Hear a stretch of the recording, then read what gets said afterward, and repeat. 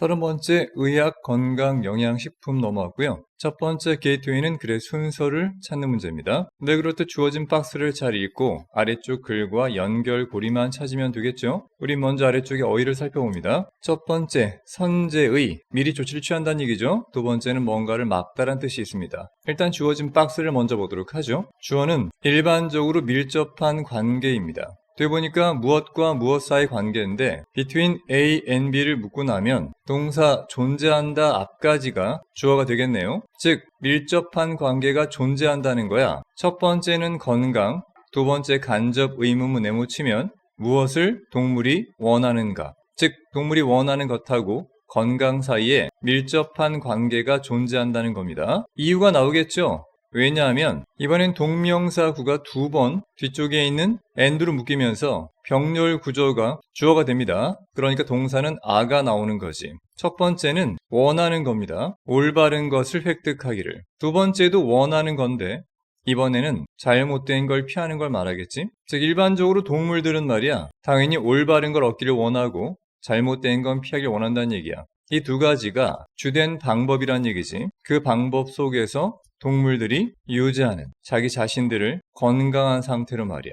자, 일단 첫 번째 문장의 화두는 동물들이 자신을 건강하게 유지하는 방법을 얘기하고 있습니다. 올바른 거 먹고 올바르지 않은 거 피하고. 자, 일단 일반적으로 A는 첫 번째가 아니라고 했고 아닌 근거가 나와야 됩니다. 아마 D는 동물이겠지. 취할 수 있단 말이야. 아까 봤었죠? 선제 조치, 즉 예방 조치를 취할 수 있다는 얘기입니다. 뒤쪽에 목적 개념이죠. 최악의 상황이 결코 일어나지 않도록 하기 위해서 뭔가 선제 조치를 취하면서 예방할 수 있다는 얘기야. 자, 이런 경우에 박스와 A번 문장 사이에 비약이 심하다고 하죠. 갑자기 점프한 느낌입니다. 어떤 최악의 상황이 일어날 걸 예방하는지도 좀 낯설고요. 일단 우리는 B로 넘어갑니다. 동물들은 현재 완료로 진화, 발전시켜 왔다는 얘기야. 많은 다른 방법들을. 어떤 방법들이냐면 유지하는 방법이겠지. 그들의 건강을. 그런 다음에 이번에는 그 건강을 되찾는 방법이겠지. 일단 그 건강이라고 하는 게 현재 완료 수동태로 손상을 입게 된다면 말이야. 까지 묶어볼 때 B번이 말하고자 하는 건 동물들이 건강을 유지하는 많은 방법들을 발전시켰는데 일단 건강이 뭐 됐다고요? 그렇지, 손상을 입었다고. 이미 다쳤단 말이야. 그때 그 건강을 다시 한번 되찾는 방법으로 뒤에 search as가 이어지고 있는 거지. 일종의 능력이 있다는 겁니다. 능력 같은 미래지향적 명사 뒤에서 투부정사 꾸민다고 늘 말하죠. 상처를 치료할 수 있는 능력이야. 언제냐면 동물들이 상처 입었을 때까지 묶어보고 병렬의 두 번째로 search as에 이어지는 두 번째가 되겠지. 놀라우리만치 복잡한 면역 체계. 이것도 앞에 언급된 바로 많은 다양한 방법들 중 하나겠지. 이번엔 뭘 위한 건가 봤더니 감염이라고 하는 걸 예방하게 되는 거겠지. B번은 동물이 건강 유지 방법을 발달시켜 왔다는 얘기로 박스 뒤에 이어져도 아무런 손색이 없습니다. 자, 이제 C번 한번 가보도록 하죠. 동물들은 다 알고 있는 표현이죠. 보통 be good at 이라고 알고 있지. 뭐뭐를 잘한다, 뭐뭐 하는데 능통하다는 뜻인데 이와 똑같이 잘한다는 얘기고 뒤쪽에 역접 그러나가 있으니까 뭔가가 상충되는 거겠지. 즉 다루는 걸 잘한다는 얘기야. 바로 상처라든가 질병을. 중요한 건 언제냐.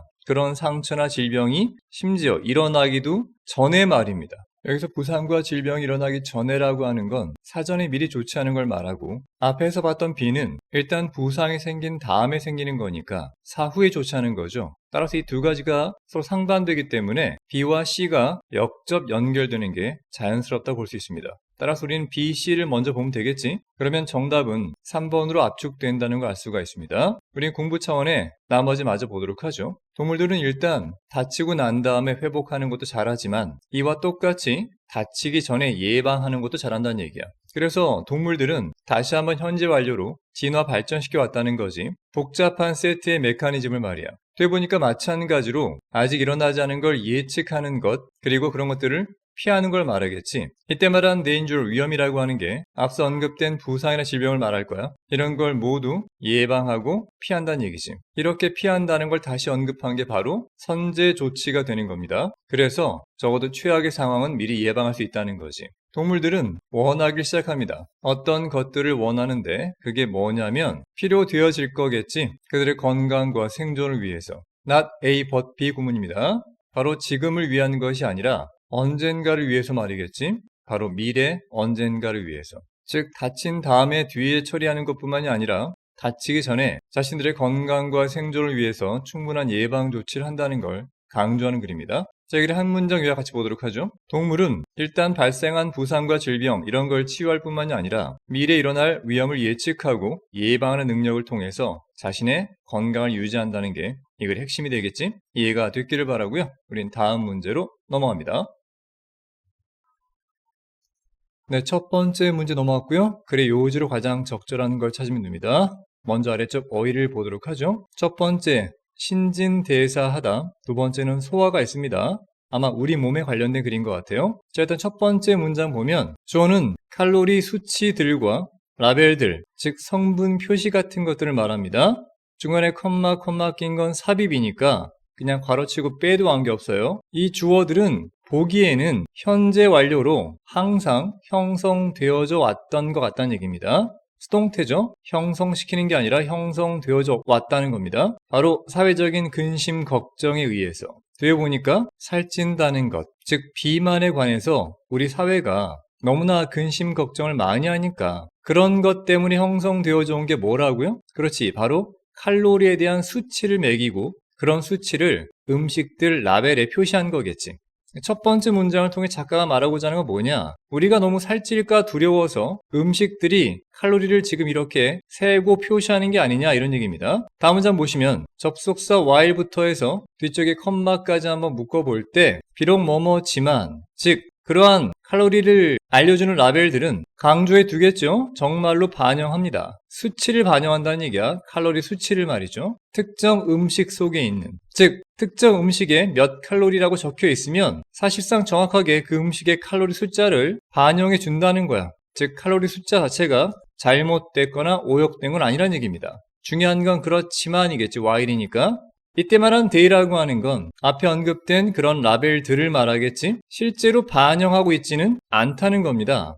그 라벨들의 칼로리 이용 가능성, 짧게 줄여서 칼로리 가용성이라고 하죠. 실제 라벨에 적혀있는 그 칼로리가 얼마나 이용 가능한지를 반영하지는 않고 있다는 거야. 이게 중심 문제이겠네. 즉 우리 사회가 살찐다는 거에 대해서 너무나 걱정한 나머지 거의 모든 음식들이 칼로리에 대한 수치와 그 성분을 라벨로 표시하고 있는데 그 수치 자체는 정확한 칼로리이지만 실제 칼로리를 얼마나 쓸 수 있는가를 반영하는 건 아니다. 요지는 나왔네요. 자, 그럼 과감하게 글의 마지막 문장 가봅니다. 결론이겠죠? 따라서 누군지 몰라요. 이 전문가가 주장한다는 얘기입니다. 모든 칼로리 수치는 모든 영양 성분 레벨표에 적혀 있는, 끝난 게 아니네요. 그리고 레스토랑 메뉴 같은 것들은 자, 일단 주어 자체가 every이기 때문에 단수로 취급하니까 동사는 is가 나오는 거예요. 최악의 경우에는 그 칼로리 수치 자체가 말이야, 그 식당 메뉴 자체가 말이지 완전히 잘못됐다는 거지. 그리고 잘해봐야, 즉 기껏해야 그런 것들은 우리를 오도한다는 얘기입니다. 즉 잘못 길을 이끈다는 얘기니까 같은 말이 반복되죠. 중간에 역접이 없다는 얘기입니다. 즉 음식에 적혀있는 칼로리 수치 믿을 수 있다 없다?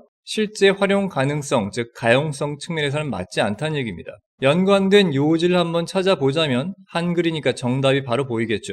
그렇지, 바로 2번 될 수밖에 없는 거야. 영양 성분 표시의 열량 수치는 정확하긴 해. 하지만 실제 체내 가용 열량을 올바르게 표현하지는 못한다. 알 수가 없다는 게 이 글의 핵심 요지가 되는 거겠지? 자, 이해가 됐길 바라고요. 우리 공부 차원의 나머지 문장들도 함께 보겠습니다. 뒤쪽에 콜론 나오고 다시 한번 부연 설명하는 거죠. 이때 칼로리에 대한 가용성이란 말은 뭐냐? 수치를 말하는 거야. 칼로리 수치를. 즉 우리 몸이 실제로 신진대사로 활용할 수 있는 걸 말하는 거지. 그 음식들로부터 말이야. 즉 뭔가 음식을 먹었다면 거기서 얼마나 많은 칼로리를 우리가 신진대사로 활용할 수 있는가.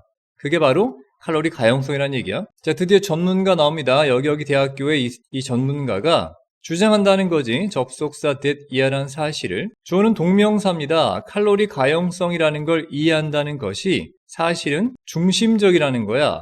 뭐에 있어서? 이해하는 데 있어서. 체중의 과학을, 그리고 바로 신진대사를 말이지. 그러니 정말 중요한 건 바로 칼로리 가용성이라는 얘기입니다. 이거를 이해하지 못하면 아무 의미가 없다는 거야.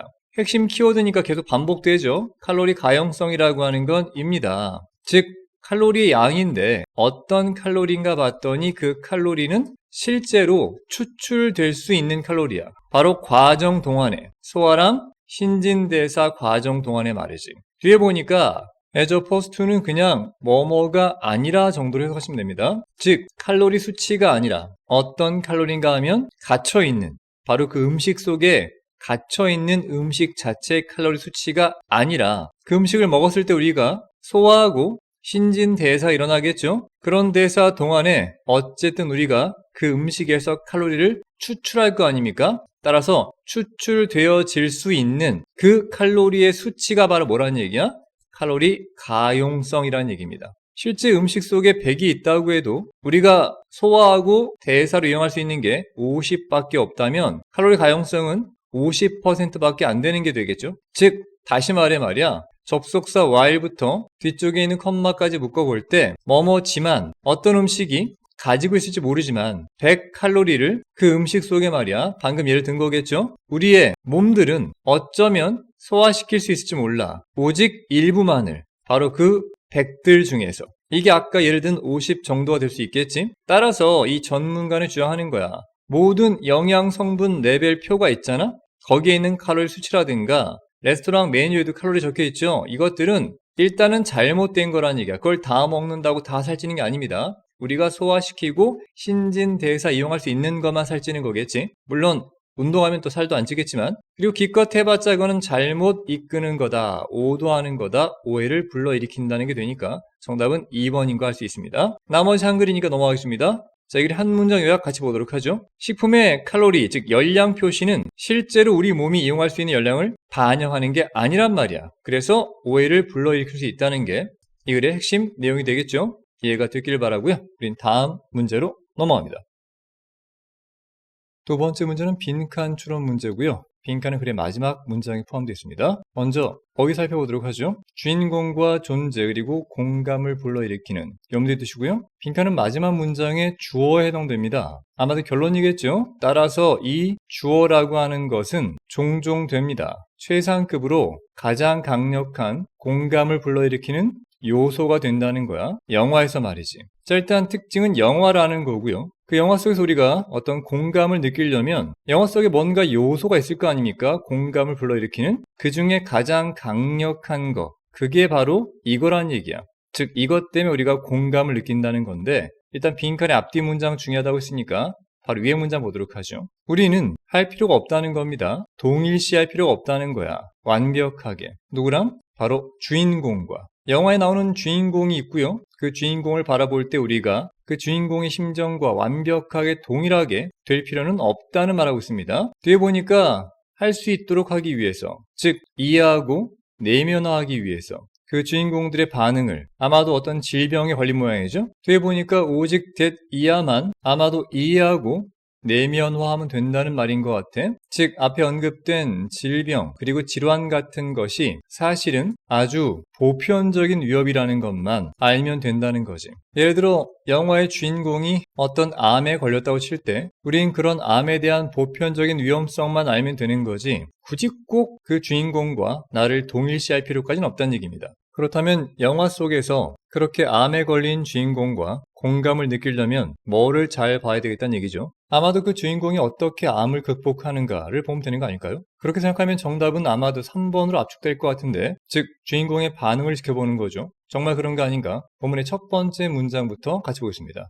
접속사 when부터 해서 뒤쪽에 있는 컴마까지 묶어보자면 유명한 표현이죠. when ing라고 해서 ing 할 때, 즉 영화를 시청할 때 뭐 하기 위해서? 의미상의 주어 for가 있으니까 우리가 이해하기 위해서 말입니다. 그리고 두 번째는 내면화하기 위해서, 그 영화 속에 나오는 상황을 말이지. 자, 일단 이해하고 내면화한다는 말이 두 번 반복되는 거 알 수 있겠지? 중요한 표현이라는 얘기입니다. 여하튼 그럴 때 가짜 주어 it하고 진짜 주어 that 구문입니다. 동사는 그게 보여질 수 있다, 즉 that 이하를 알 수가 있다는 거야. 다시 한번 가짜 주어랑 의미상의 주어랑 진짜 주어 to가 나오는 구문입니다. 즉 그것은 필수적인 게 아니라는 거야. 우리가 동일시한다는 게.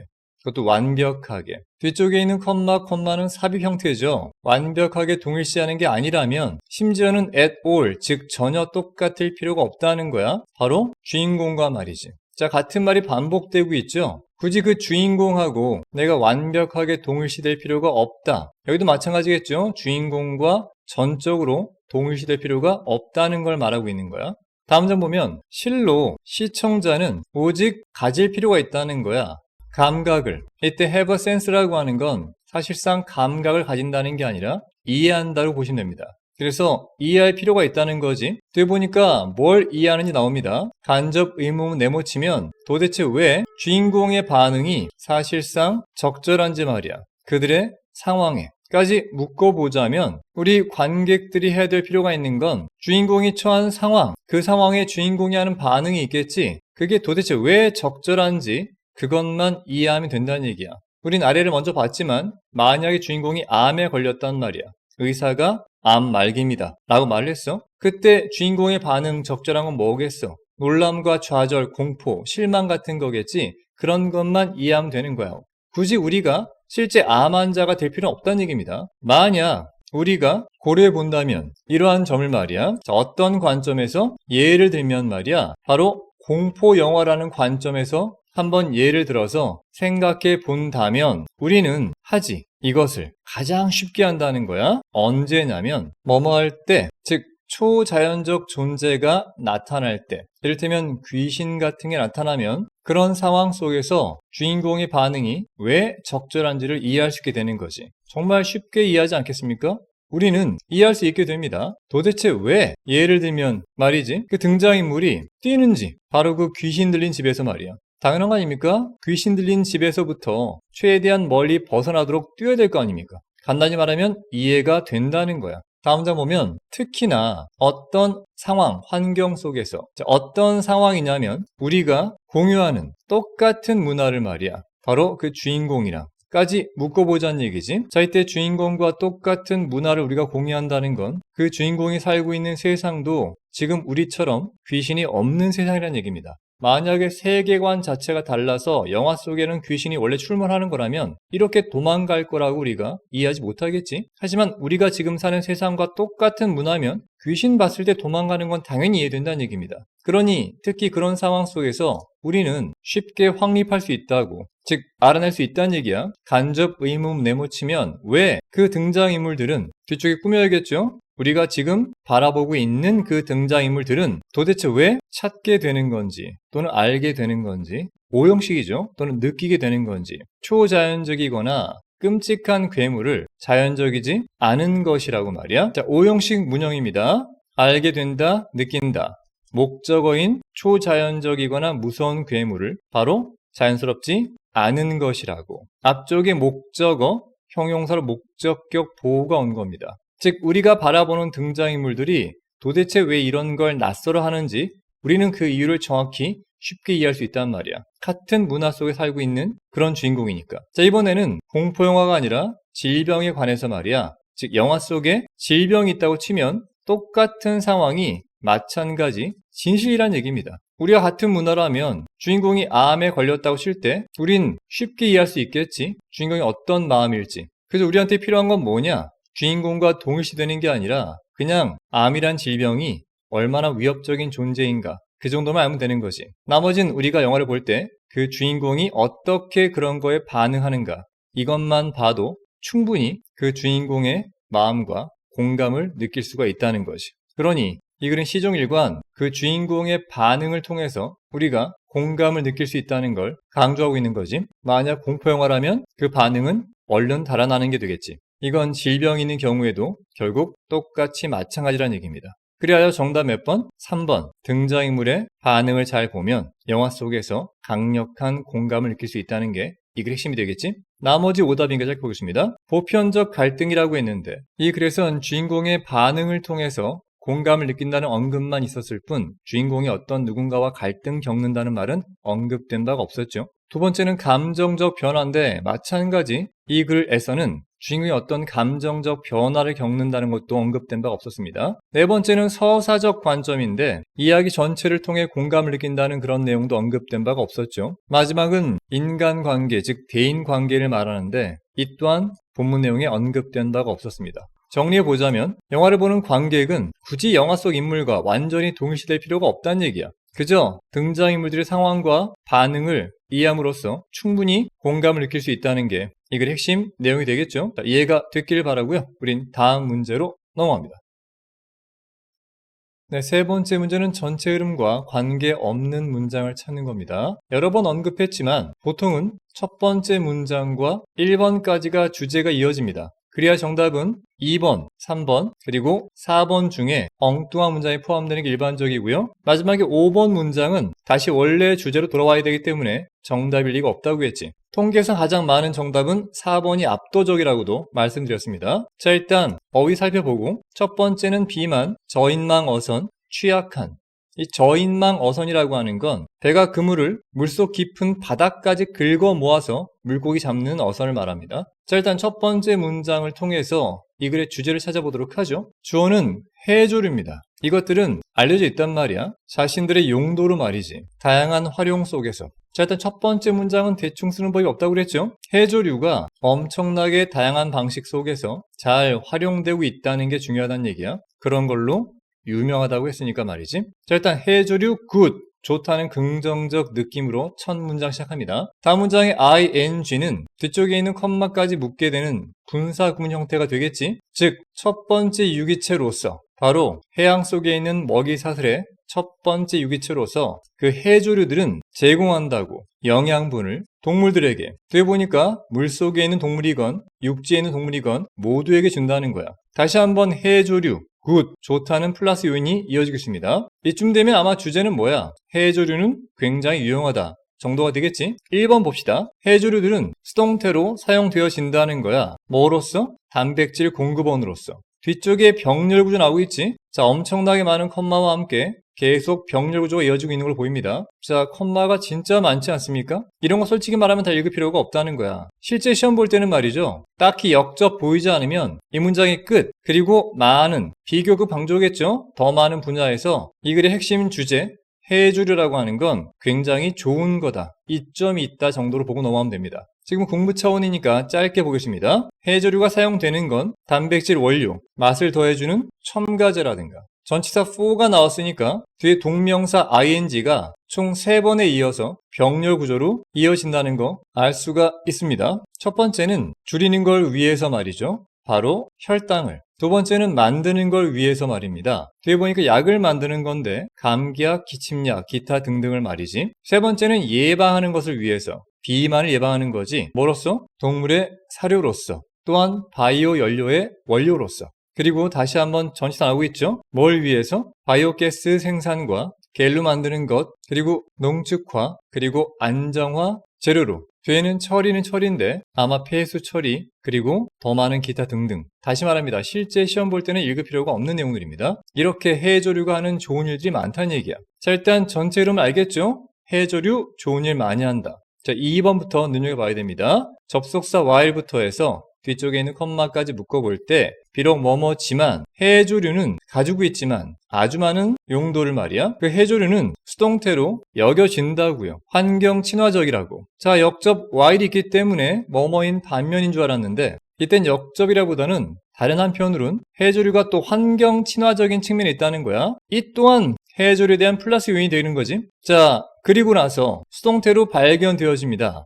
향상시킨다는 것이 건강을, 해양 생태계의 건강을 말이야. 거기가 어디냐면 해조류가 자라는 곳이겠지. 따라서 자기가 자라고 있는 해양 생태계의 건강도 향상시켜주는 걸로 밝혀진다고요. 그만큼 해조류가 하는 좋은 일이 많다는 겁니다. 계속 같은 말이 반복되고 있지. 2번도 정답일 수 없습니다. 세 번째, 전반적으로 말이야. 그 해조류라고 하는 거 이번에도 아마 좋은 점 나오겠지. 바로 나오잖아. 좋다고. 상관 접속사 both A and B니까 둘 다 좋다는 얘기야. 첫 번째는 경제에게도 도움이 되고요. 두 번째는 해양 생태계에게도 도움이 된다는 얘기야. 보통은 생태계 도움되면 경제 안 좋고 경제 도움되면 생태계 안 좋은데 이건 그게 아니야. 다 좋단 말이야. 이유가 나오겠지? 왜냐하면 해조류는 제공해 주기 때문이지. 안전하고도 건강한 토대를 말이야. 바로 해양 생명을 위해서까지 묶어보면 되겠지? 따라서 3번도 해조류 정말 좋다는 플러스가 이어지기 때문에 정답은 4번이 확실하겠지. 앞서 언급했던 것처럼 5번이 정답인 경우는 거의 없으니까 말이야. 네 번째 글을 보면 비율이 주어입니다. 즉 해조류의 성장률은 수동태로 직접적 영향을 받을 수 있다는 거야. 변화에 의해서. 바로 물의 온도 변화를 말하겠지. 바닷물 온도 변화 때문에 해조류의 성장률이 영향받는다는 건 지금까지 해조류 플러스랑 전혀 관계없는 내용이지. 정답인 거 바로 알 수 있습니다. 다시 5번 가면 안 봐도 알아야 됩니다. 독해는 예측의 연속이라고 했지. 해조류에 대한 플러스가 이어질 거야. 해조류의 존재 자체는 또한 역할을 한다는 겁니다. 장애물로서. 자, 이거 함정 같은데요. 장애물이라고 하는 게 뭔가 부정적인 것 같은데 뒤에 뭔가 나쁜 게 나오겠지? 바로 바닥을 긁어내는 저인망 어선에 대한 장애물이란 얘기야. 그렇지. 바로 이때 바닥을 벅벅 긁어내는 저인망 어선은 상당히 마이너스적인 안 좋은 요인인 거죠. 해양 생태계를 파괴하는 주범이란 얘기야.